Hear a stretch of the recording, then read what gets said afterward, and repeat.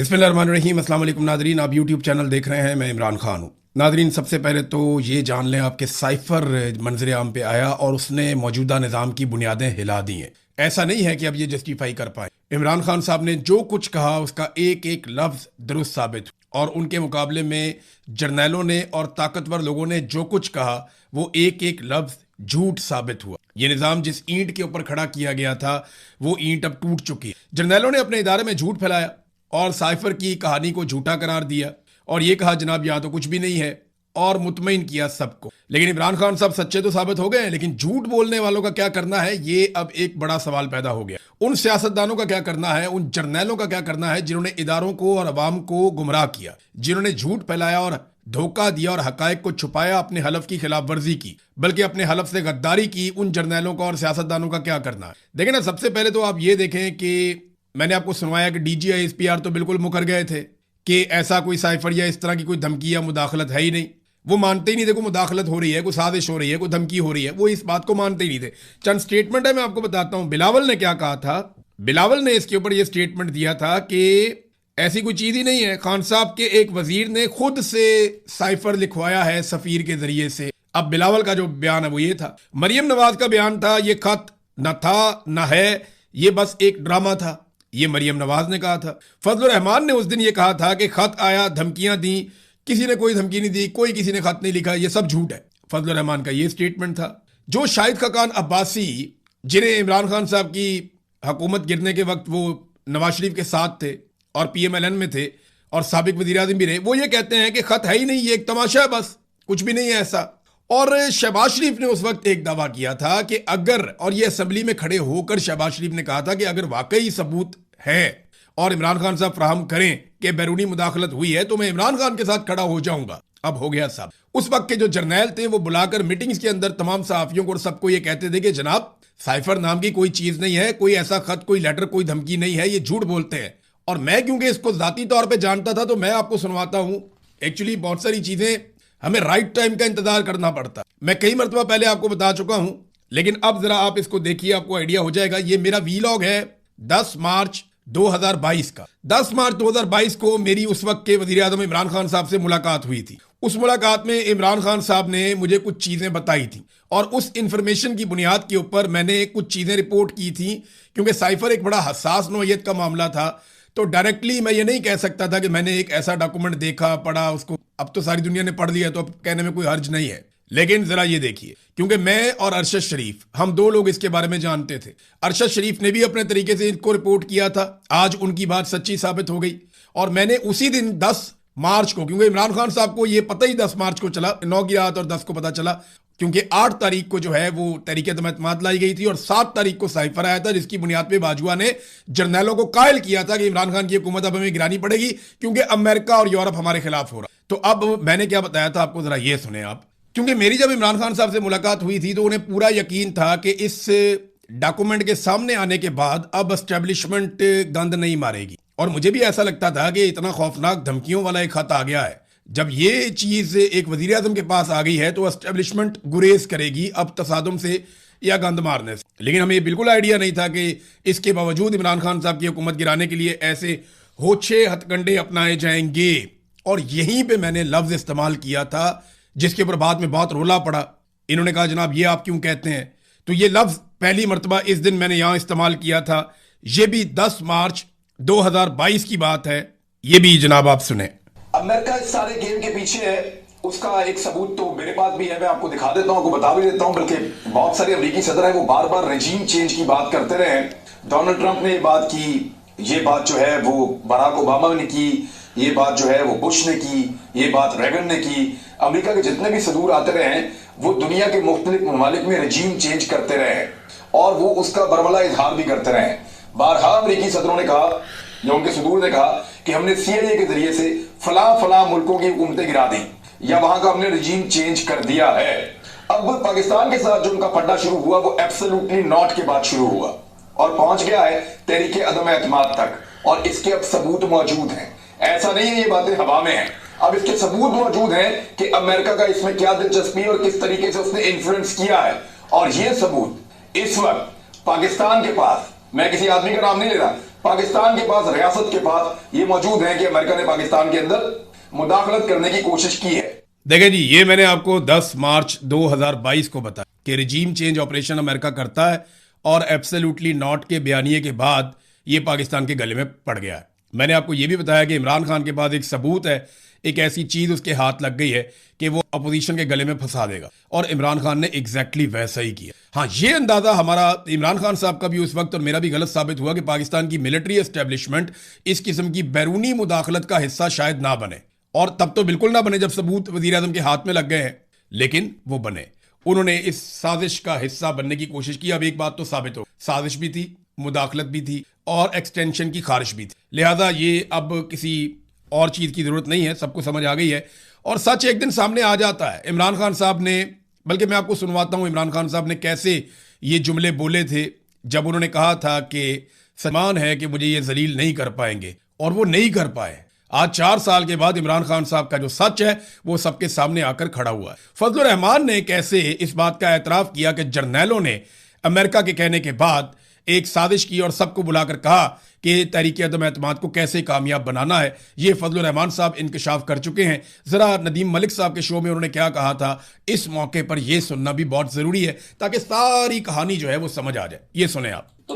तो जनाब ये देखें ना, फजलुर रहमान साहब ने भी एतराफ कर लिया कि हमने जर्नैलों के कहने के ऊपर, जर्नैलों ने हमें बुलाया, हम उनके साथ बैठे और उन्होंने हमें हुक्म दिया कि अब आपने तहरीक अदम एतमाद करनी है, और उन्होंने बाप पार्टी के लोग, बाकी पार्टियों के लोग, एमक्यूएम के लोग या इमरान खान की पार्टी के अंदर से तोड़े हुए एमएनएज वो इकट्ठे करके अपोजिशन को दिए कि जनाब अब आप हुकूमत गिरा दें इमरान खान की। और जनरल बाजवा और जनरल फैज का नाम लिया गया। जनरल नदीम अंजुम इसके अंदर पूरी तरह से शामिल थे, लेकिन जब फजलुर रहमान साहब ने ये इंटरव्यू दिया था उस वक्त नदीम अंजुम डीजी आईएसआई थे और ये बहुत जालिम आदमी थे।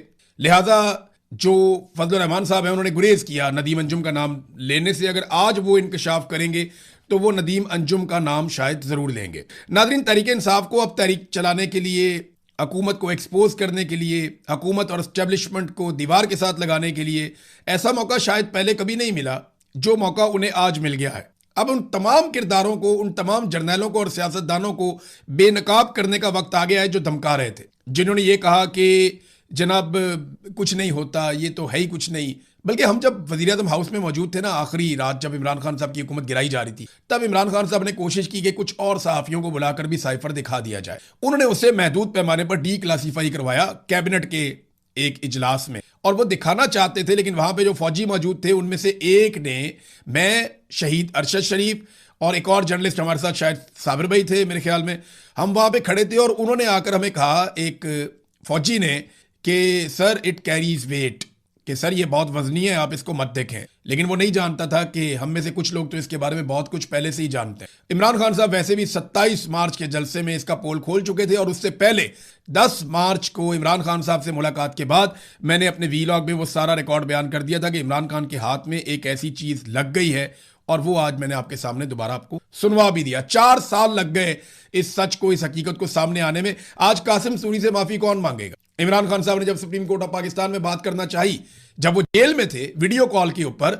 तो उन्हें जजों ने चुप करवा दिया कि साइफर के ऊपर बात ना करें। साइफर के मामला रद्दी की टोकरी में गया हुआ है, वो केस इमरान खान साहब के ऊपर साबित नहीं हुआ, लेकिन कभी मौलवी लॉन्च किए गए, कभी कुछ। इंजीनियर मोहम्मद अली मिर्जा साहब ने कहा कि इसमें इमरान खान कभी नहीं बचेगा। मैं जाती तौर पे जानता हूं, उन्होंने कहा था, और बहुत सारे लोगों ने बहुत सारी बातें की थी। यहां पे सहाफियों ने कहा कि अगर ऐसा कोई लेटर होगा तो हम सहाफत छोड़ देंगे, अगर ऐसी कोई तहरीर मौजूद है या कोई धमकी मौजूद है तो हम अपना काम छोड़ देंगे। लेकिन जर्नैलों ने जो जो कहानियां सहाफियों को सुनाई, मौलवियों को सुनाई, जहां जहां पे सुनाई, वो सारी झूठी साबित हो गई। किसी एक चीज में भी कोई एक हकीकत साबित नहीं हुई। तो ये है नाजरीन साइफर, जिसने बुनियादें हिलाकर रख दी हैं। और अब इस पे ये नहीं बात की जा रही कि साइफर के अंदर लिखा क्या हुआ है। किसी को खैरत नहीं आ रही कि पाकिस्तान को धमकियां दी गई थी, किसी को शर्म नहीं आ रही कि पाकिस्तान को जो है वो दीवार के साथ लगाया गया था और बाद में हुकूमत गिरा दी गई। सारे ये बात कर रहे हैं ये मंजर आम पे कैसे आ गया, ये बाहर कैसे निकल। और भाई साइफर बाहर निकलना ज्यादा बड़ी बात नहीं है, पूरी दुनिया में डॉक्यूमेंट लीक होते हैं। बड़ी बात यह है कि एक खुद मुख्तार मुल्क, एक आजाद मुल्क, एक एटमी कुव्वत, उसके ऊपर एक secretary of the state level का छोटा सा आदमी जो है, वो डिप्टी सेक्रेटरी था, इस लेवल का आदमी जो है डोनाल्ड लू, वो हुक्म सादर कर रहा है कि अपनी हुकूमत गिरा दो, और यहां पे अपनी हुकूमत गिरा दी गई। असल बात यह है, इसके कंटेंट पे बात होनी चाहिए, इसको पढ़ें और शर्म करें। नाज़रीन, अब देखना यह है कि पाकिस्तान तहरीक इंसाफ इस मौके से फायदा उठा सकती है या नहीं उठा सकती। इमरान खान साहब का वो बयानिया जो कहीं पे अधूरा रह गया था, वहां पे अब ये लिंक सारे मुकम्मल हो गए हैं। अब इन पे क्या किया जा सकता है देखते हैं। देखिए, हमारे जो जर्नलिस्ट हैं, दानिश्वर हैं, उनकी तवज्जो इस बात पे नहीं है कि पाकिस्तान के साथ ये मौजूदा रजीम क्या कर रहा है। वो अपनी रोटियां और अपने इश्तिहार पक्के कर रहे हैं। मिसाल के तौर पे यहाँ पे अंसार अब्बासी साहब ने एक कॉलम लिख दिया कि जनाब बहुत मुश्किल काम है जो मरियम नवाज ने कर दिखा, यानी मरियम नवाज ने बहुत मुश्किल तरीन काम कर दिखाया। ये कॉलम लिख दिया अंसार अब्बासी। अगर वो ये कॉलम ना लिखते तो मुझे कभी भी ये सोचने का मौका ना मिलता कि वो कौन से ऐसे मुश्किल काम है जो मरियम नवाज ने कर दिखाए। यानी वोट को इज्जत दो का नारा लगा के इन्होंने बूट को इज्जत दे दी। वाकई बहुत मुश्किल काम था। गुर्बत से खुदकुशियां करते हुए अवाम के सूबे में अयाशी वाला महंगा तरीन जहाज खरीदना वाकई बहुत मुश्किल काम था। जिस सूबे में 1 करोड़ से ज्यादा बच्चे स्कूलों से बाहर हों, वहां महंगी तरीन गाड़ियां लेना, हद से ज्यादा प्रोटोकॉल लेना, वो वाकई बहुत मुश्किल काम है। अपने पूरे टब्बर समेत सारा इलेक्शन हार के जाली फॉर्म 47 के ऊपर सीटों पर ढिठाई के साथ कब्जा कर लेना वाकई बहुत मुश्किल काम है। एक सरकारी मुलाजिम फील्ड मार्शल को इज्जत, एहतराम और मर्तबे में अपने वालिद से भी आगे रखना, ये वाकई बहुत मुश्किल काम है। 5300 अरब की करप्शन के बावजूद ढिठाई से खोखले दावे करना वाकई बहुत मुश्किल काम है। मावरे अदालत हजारों लोगों को सीसीडी के हाथों कत्ल करवाना भी ये वाकई बहुत मुश्किल काम है, क्योंकि अदालत के जरिए तो ये काम नहीं हो सकता, मावरे अदालत ही करना पड़ेगा। तो मुश्किल काम है। कौम के अरबों रुपए अपनी और अपने बाप की तशहीर में झोंक देना, यह भी वाकई एक बहुत मुश्किल काम है। बैड गवर्नेंस और बदतरीन मुआशी कारकर्दगी दिखाने वाले सूबे की हुक्मरान होने के बावजूद बार बार अपनी सहेलियों और साथियों के साथ बैरून मुमालिक की सैर पर निकल जाना, यह भी बहुत मुश्किल काम है। तंदूर पर रोटियां लगाना तो बहुत ही मुश्किल काम है। यानी गैर मुल्की दौरे के अंदर कौमी मफाद में, कौम के वसी तर मफाद में तंदूर पे रोटियां लगाना और ब्यूरोक्रेट्स को, इवन चीफ सेक्रेटरी को वो झूठी रोटी खिलाना, ये तो बहुत मुश्किल काम है। ये काम कोई और नहीं कर सकता था। वाकई अंसार अब्बासी साहब ठीक कहते हैं। बहुत मुश्किल था उस्मान बुज़दार के शुरू किए हुए मंसूबों पे अपनी तख्तियां लगवाना, ये बहुत मुश्किल है। चादर और चार दीवारी का तकद्दुस पामाल करना, लोगों के घरों को तोड़ना, खवातीन को सड़कों पे घसीटना, उनको जेलों में भरना, ये बहुत मुश्किल काम है। अपने बहनोई को बाहर से बुलाकर सरकार के अंदर हिस्सा देना, ये भी वाकई बहुत मुश्किल काम है। बहुत सारे मुश्किल काम किए, मैं गिनवाना शुरू करूं तो ये पूरा वीलॉग इन मुश्किल कामों पे ही निकल जाए जो मुश्किल काम मरियम नवाज ने या इस खानदान ने कर दिए। लेकिन अंसार अब्बासी साहब हमें याद दिलाते रहेंगे कि किस किस्म के मुश्किल कामों से वो मुतासिर हुए हैं। बहरहाल ये हमारी सहाफत का खासा है, और ये एक तरह का आप समझ लें कि दरबारी होने का हमारा एटीट्यूड, कि हमें जो पसंद है ना उसकी सारी चीजें ही पसंद, जो नहीं पसंद ना उसकी सारी चीजें ये हमें बुरी लगती। भाई अगर कोई आदमी आपको पसंद है तो उसकी अच्छी चीजें आपको अच्छी लगनी चाहिए, बुरी चीजें बुरी लगनी चाहिए। भाई जो आके लेजिटिमेट ही नहीं है, गवर्नमेंट में ही आके जबरदस्ती बैठ गए, इनकी बुनियाद ही गलत है, तो आप कैसे कह सकते हैं कि गलत बुनियाद के ऊपर बैठ गए इन्होंने कोई एक भी अच्छा काम किया हो? आज तक आपने इस बात पे तनकीद नहीं की, आप खुलकर सामने नहीं आए कि जनाब आप चोरी करके आगे इक़्तिदार पे कब्जा आपने कर लिया है, आप तो लीजिटिमेट ही नहीं है, आप यहां बैठ ही नहीं सकते, आप घर जाएं अपने। आज तक ऐसा नहीं किया। एक तरफ नाज़रीन पाकिस्तान में दहशतगर्दी बढ़ती जा रही है, ये दहशतगर्दी के मजीद वाक़यात रिपोर्ट हो रहे हैं। जनूबी वज़ीरिस्तान में बाजार में खौफनाक धमाका हुआ, एक अहम शख्सियत समेत 3 अफराद जाँ बहक हो गए, ये रिपोर्ट हो रहा है पाकिस्तान के मीडिया में। पुलिस के मुताबिक जनूबी वज़ीरिस्तान लोअर के सदर मकाम वाना बाजार में बारूदी मवाद का धमाका हुआ।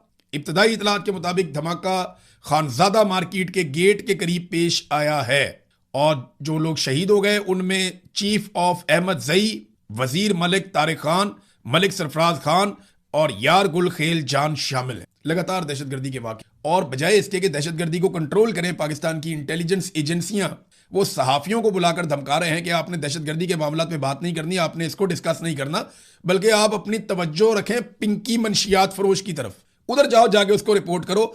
वाना और वजीरिस्तान में या मीर अली में या तीरा में कितने लोग शहीद होते हैं, उन्हें कैसे मारा जाता है, कोई ड्रोन चलता है, कोई मर्डर गोला गिरता है या कुछ भी होता है, उसके ऊपर आपने बात नहीं करनी। जबरी तौर पे गुमशुदा हो जाते हैं लोग, उस पर आपने बात नहीं करनी। वहां गवादर यूनिवर्सिटी के प्रोफेसर चांसलर वो अगवा हो रहे हैं, जबरी तौर पे उनकी गुमशुदगियां हो रही हैं, उसके ऊपर बात नहीं करनी। यहां एक मंशियात फरोश औरत ने एक जुमला बोल दिया, इसके ऊपर सारा मीडिया पहुंचा हुआ है। यह है पाकिस्तान की इंटेलिजेंस एजेंसियों की धमकियों का नतीजा। पूरे पाकिस्तान का मीडिया जो है वो उस तरफ मोड़ देते हैं जहां उनका दिल करता है, वरना वो इश्तिहारों का रुख कहीं और मोड़, और जो बात नहीं सुनता उनको जेलों में भी डाल देते, बल्कि फैमिलियों को भी तंग करते हैं, कारोबार भी तबाह कर देते। अब नाज़रीन सबसे आखिर में एक और डेवलपमेंट है, और डेवलपमेंट ये है कि पाकिस्तान ने ईरान की जानिब से मिलने वाली नई तजावीज़, ये 14 तजावीज़ बताई जा रही हैं, ये अमेरिका को पेश की हैं ताकि जंगबंदी मुस्तकिल हो सके और खित्ते का जो मसला है वो हल हो सके। तो ये पाकिस्तान ने किया है और अमेरिका को पहुंचाया सारा मामला। लेकिन डोनाल्ड ट्रंप ने इसके ऊपर एक ट्वीट किया है। वो ये कह रहे हैं कि ईरानी हर वक्त चीखते रहते हैं और वो एक डील साइन करने के लिए मरते जा रहे हैं। लेकिन जो पेपर वो हमें भिजवाते हैं वो इस तरह के हैं जिन पे हम मुत्तफिक नहीं हो सकते। तो मैं उन्हें कहता हूं कि क्या तुम पागल हो? ये जनाब डोनाल्ड ट्रंप ने स्टेटमेंट दिया है। तो डोनाल्ड ट्रंप को अपनी मर्जी की डील नहीं मिल, और ईरान जो चीज़ें दे रहा है वो डोनाल्ड ट्रंप को उतनी बड़ी फेस सेविंग नहीं दे रही जितना बड़ा डैमेज डोनाल्ड ट्रंप को अमेरिका में हो चुका है। एक और खबर नाज़रीन जाते जाते मैं आपको बताऊं, ये सलमान सफदर साहब हैं, इन्होंने इमरान खान और बुशरा बीबी की अलकादर ट्रस्ट केस में सजा के खिलाफ मरकजी अपीलों पर दलाइल का आखिरी मौका देने के इस्लामाबाद हाई कोर्ट के चीफ जस्टिस सरफराज डोगर की सरबराही में डिवीजन बेंच के ऑर्डर को जानिबदाराना मुतअस्सिबाना करार दे दिया है। उन्होंने अपनी दरखास्त दी और उसमें लिखा कि नैब 1 साल तक मुख्तलिफ बहानों से इल्तवा मांगता रहा। कभी नैब नहीं था तो कभी अदालत की कॉज लिस्ट मनसूख हो जाती थी। 1 साल बाद सजा मुअत्तली दरखास्तें मुस्तरद कर दी गई। हम उस फैसले के मुतासिरा अपील का हक रखते हैं। वो कहते हैं जनाब कि हम साल हो गया हम कोशिश कर रहे हैं कि इमरान खान साहब का सजा मुअत्तल हो, लेकिन हुआ क्या? अदालत ही नहीं लगती। और साल के बाद हमें कह दिया गया जनाब फैसला आपके खिलाफ आ गया, मेन अपील सुन लेते हैं। अब वो कह रहे हैं जनाब हम इसके खिलाफ अपील करना चाहते हैं, इस फैसले के खिलाफ। उधर इमरान खान साहब के दस्तखत ही नहीं करवाने दे रहा हमें सुपरिटेंडेंट ऑफ अडियाला जेल। वो दस्तखत होंगे वकालतनामे पे, मुशावरत होगी इमरान खान साहब से तो हम आगे बढ़ेंगे। ये तो हमें बांध दिया अदालत ने। तो उन्होंने अदालती फैसले के खिलाफ जाने का फैसला किया है। देखते हैं वो ये कर सकते हैं नहीं, क्योंकि अदालतें तो अब पाकिस्तान की एस्टेब्लिशमेंट बिल्कुल आसानी से कंट्रोल, छोटा मोटा अर्दली जाके जजों को फैसले दे देते, और उनको जो कहा जाता है बेचारे वही करते हैं, खासतौर पे वो जजेस जिनको लाकर बिठाया इसमें। अब तक के लिए इतने, अपना ख्याल रखें। बिस्मिल्लाहिर्रहमानिर्रहीम, अस्सलाम वालेकुम नाजरीन, आप यूट्यूब चैनल देख रहे हैं, मैं इमरान खान। नाजरीन, सबसे पहले तो एक मरतबा फिर वही कट्टा खोल दिया गया, क्योंकि नवाज शरीफ को अब नज़र आ रहा है कि दोबारा पाकिस्तान में इलेक्शन आ सकते हैं। नवाज शरीफ ने अपने लोगों से मुलाकात भी की है, उस पर नजम सेठी का एक स्टेटमेंट है, वहाँ से हम बात शुरू कर लेते हैं। नजम सेठी, क्योंकि आप जानते हैं नवाज शरीफ की बहुत करीब है, एक ही कश्ती में लेटे भी हुए हैं माजी में, और बड़ी इनकी मुलाकातें भी रहती हैं आपस में, तो इनके फैमिली किस्म के ताल्लुकात हैं। पहले नहीं हुआ करते थे, लेकिन गुज़िश्ता 1-1.5 दहाई से इनके बड़े अच्छे ताल्लुकात चल रहे हैं। तो इसमें नजम सेठी ने कहा कि अवाम तपी हुई है, नून लीग का ग्राफ लगातार गिर रहा है, मियाँ साहब सख्त परेशान है, वो IMF के सख्त खिलाफ हैं, मगर मजबूरी है। अब IMF के खिलाफ है तो फिर IMF से पैसा क्यों लेते हैं आप? आपने तो रिकॉर्ड कर्जे ले लिए, मजबूरी है। मियाँ साहब ने इजलास बुलाया कि अवाम से ताल्लुकात बेहतर रखें, वोट बैंक पक्का करें, किसी भी वक्त कुछ भी हो सकता है। अब तो साबिक secretary election commission Kanwar Dilshad ने भी इलेक्शन की बात की है। वैसे वो लोग तो ये भी कह रहे हैं कि फील्ड मार्शल आसिम मुनीर सदर पाकिस्तान बनना चाहते हैं। देखिए, पूरा मुल्क तो आसिम मुनीर साहब के कंट्रोल में है, तो वो सदर पाकिस्तान क्यों बनना चाहते हैं? कभी आपने ये सोचा? मैं आपको बताता हूँ क्यों बनना चाहते हैं। ये बड़ी सादी सी बात है। आसिम मुनीर साहब कुछ भी कर लें, पाकिस्तान को जितना मर्जी कंट्रोल कर लें, डोनाल्ड ट्रंप से जितनी मर्जी तारीफें करवा लें, लेकिन उन्हें आलमी सतह पे महज़िब ममालिक में कभी भी एक सरकारी मुलाजिम से ज़्यादा प्रोटोकॉल नहीं मिलेगा। ये चीज़ तकलीफ देती है। जब अपने मुल्क के अंदर आप मौजूद होते हैं तो आपके लिए हर चीज़ रुक जाती है। सदर पाकिस्तान की गाड़ियां भी रोक कर आपको गुजारा जाता है। वज़ीर आज़म जो है वो आपके जूते पॉलिश करता है दिन रात, और आपके कहने के ऊपर हाँ बोलता है, आपके कहने के ऊपर ना बोलता है। और जैसे ही आप पाकिस्तान से बाहर जाते हैं तो आपकी हैसियत एक सिक्योरिटी गार्ड जैसी हो जाती है कि ये सरकारी मुलाजिम है। यूरोप में आप चले जाते हैं तो आपको सरबराह मुमलिकत वाला प्रोटोकॉल नहीं मिलता, क्योंकि आप पाकिस्तान में जितना मर्जी गंद मार लें, यूरोप में, अमेरिका में, बाकी ममालिक में जब आप वहां जाते हैं तो वो आपको वैसे ही ट्रीट करते हैं जैसे एक सरकारी मुलाजिम का प्रोटोकॉल है। तो ये दिल में ख्वाहिश तो जागती है ना कि इतना सारा कुछ करने के बाद भी मुझे वो इज्जत नहीं मिलती जो ये इसको मिलती है, आसिफ अली जरदारी को या शहबाज शरीफ को। तो अगर एक आईनी ओहदा साथ में लग जाए, वैसे तो इन्होंने अपना ओहदा भी आईनी कर लिया कि अब अगर आर्मी चीफ को आपने हटाना है तो आपको 2/3 अक्सरियत चाहिए होगी। वैसे ये भी एक मजाक है, ये तो वजीर आजम का अपना इख्तियार है कि वो जब चाहे आर्मी चीफ को तब्दील कर दे। अभी अमेरिका के अंदर उनके वजीर जंग ने, पीट हेग्सेथ ने, वो अपना चीफ उन्होंने बदल दिया। किसी ने, अपोजिशन ने, हुकूमत ने, किसी ने आवाज ही नहीं उठाई। उन्होंने कहा ठीक है भाई, इसका इस्तेहकाक है, इसने बदल दिया। पाकिस्तान में आर्मी चीफ इतने डरे हुए हैं कि उन्होंने अपने आप को मजबूत करने के लिए एक तरीकाकार अडॉप्ट किया और अब अपने आप को एक आईनी किस्म का बंदा बना लिया कि आप 2/3 अक्सरियत के बगैर आप मुझे नहीं हटा सकते मेरी सीट पे से। तो कभी के दिन लंबे और कभी की रातें। तो मामला यह है कि वो बनना तो चाहते हैं सदर, आर्मी चीफ भी सदर बनना चाहते हैं। अब जो एक और खबर है कि 28वीं आईनी तरमीम आ रही है। ये जो 28वीं आईनी तरमीम है, इन सबको डर है कि अगर इलेक्शन आ गए तो इसको अगर हमने तब्दील ना किया हुआ ना तो इलेक्शन में हम फारग हो जाएंगे। अब सारे अपना अपना अंदाजा लगा रहे हैं कि हम इसमें क्या हासिल कर सकते हैं। यानी मिलिट्री एस्टेब्लिशमेंट या आसिम मुनीर साहब बैठ के ये देख रहे हैं कि मैं 28वीं आईनी तरमीम में क्या कुछ हासिल कर सकता हूं, तो वो अलग अलग ऑप्शंस पे गौर कर रहे हैं। यानी ऑप्शन ये भी है कि फील्ड मार्शल के ओहदे के ऊपर अगर कोई है तो वो सदारत के लिए अहल हो सकता है, ये भी एक ऑप्शन पे गौर किया जा रहा है। और एक ऑप्शन ये भी है कि अगर कोई फील्ड मार्शल के ओहदे पे है, क्योंकि इस ओहदे को अलग कर दिया ना उन्होंने फौज से, जो जंग जीतेगा कामयाब होगा उसको फील्ड मार्शल का ओहदा मिलेगा, तो उसके लिए फिर अलग है, वो उसको इस्तिस्ना भी है पूरी जिंदगी के लिए, जो और किसी फौजी के लिए नहीं है। लेकिन फील्ड मार्शल के लिए, आर्मी चीफ होगा तो उसके लिए नहीं होगा, फील्ड मार्शल के लिए जो वो इस्तिस्ना भी है, ये भी उन्होंने अपने लिए हासिल कर दिया आसिम मुनीर साहब ने। तो वो सदारत के अब ख्वाब देखना शुरू हो गए, उनके दिमाग में अपनी चीजें चल रही, हमने 18वीं आईनी तरमीम कैसे खत्म करनी है, हमने सूबों के इख्तियारात कैसे लेने हैं, हमने पाकिस्तान को ज्यादा काबू कैसे करना है, तो उनके अपने गोल्स हैं। सियासतदानों के अपने, अभी लोग वोट ही नहीं डालते, अब क्या करें। नौजवान सारे के सारे इमरान खान के साथ खड़े हैं, वो बात ही नहीं सुनते, उनको बात यहां से समझाओ वहां से वो नहीं समझते, दूसरी तरफ समझाओ वो अगली बात कर देते हैं। नौजवानों के सवालात के जवाबात है नहीं, अब करें क्या, जाएं किधर। तो ये एक तजवीज़ जनाब, ये राणा सनाउल्लाह साहब ने एक मरतबा फिर वो टॉक शो में बात कर रहे थे, सलीम साफी साहब से गालिबन मैंने सुना वो क्लिप। तो हुकूमत इसके ऊपर पहले भी कह चुकी है, अब भी कह रही है कि हम वोटर की जो उम्र है वो 25 साल तक ले जाएंगे। यानी जो 18 साल से लेकर 25 साल तक के बीच में 60 साल का एक गैप है वो हम निकाल देंगे। 25 साल का वोटर कर देंगे तो करोड़ों वोटर बाहर करने की कोशिश है। अब नए वोटर जो बन रहे हैं उनसे भी जान छुड़वा लेंगे ये, तो क्या उसके बाद ये इलेक्शन जीत जाएंगे? तो मेरा सादा जवाब ये है कि कोई फर्क नहीं पड़ेगा ज्यादा, क्योंकि 25 साल से नीचे हो या ऊपर हो, कहानी एक ही चल रही है। लेकिन एक सवाल है मेरा, वो ये कहते हैं कि जब वोट लेने के लिए यानी इलेक्शन लड़ने के लिए जब आपकी उम्र 25 साल है, तो फिर इलेक्शन में वोट डालने के लिए आपकी उम्र 18 साल क्यों है? ये सवाल राणा सनाउल्लाह साहब ने पूछा। तो मैच्योर होना चाहिए बंदे को। तो मेरा सादा सादा इसके ऊपर सवाल यह है कि 17 साल का लड़का फौज में भर्ती हो जाता है, सेकंड लेफ्टिनेंट, और वो मुल्क की हिफाजत की अहम तरीन जिम्मेदारी उसको दे दी जाती है, वो भी आप 25 साल कर दें। फिर जो लेक्चरर भर्ती होता है, जो अगली कौम की तरबियत करता है, 17वें ग्रेड के अंदर चला जाता है, वो 21 साल की उम्र में हो जाता है, वो भी आप 25 साल कर दें। फिर जो आपका CSS का एग्जाम है, वहां पे जो CSS करके ऑफिसर आके भर्ती हो जाते हैं, जो अहम तरीन सरकारी ड्यूटीज करते हैं और बहुत बड़ी रिस्पॉन्सिबिलिटी उन्हें मिलती है, वो उम्र 21 साल है। फिर अगर आपने सिविल जज बनना है, आप इम्तिहान में जाते हैं, आप जज बनते हैं, 22 साल की उम्र में आप जज बन जाते हैं और आप लोगों के फैसले करते हैं बैठ के, अहम तरीन फैसले, 22 साल। तो वोटर 25 साल का क्यों? ये सवाल जो है ना, पूरी दुनिया में लोग वोटर की उम्र कम कर रहे हैं, 17 साल, इससे नीचे लेकर जाना चाह रहे हैं।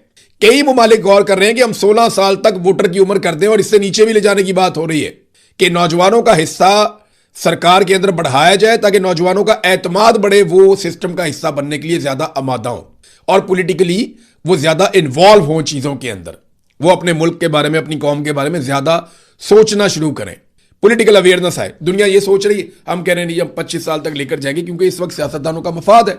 इलेक्शन जीतने के लिए पाकिस्तान की मिलिट्री एस्टेब्लिशमेंट और उनके साथ मिली हुई जमातें, ये किसी भी लेवल तक जाएंगे। मैं आज की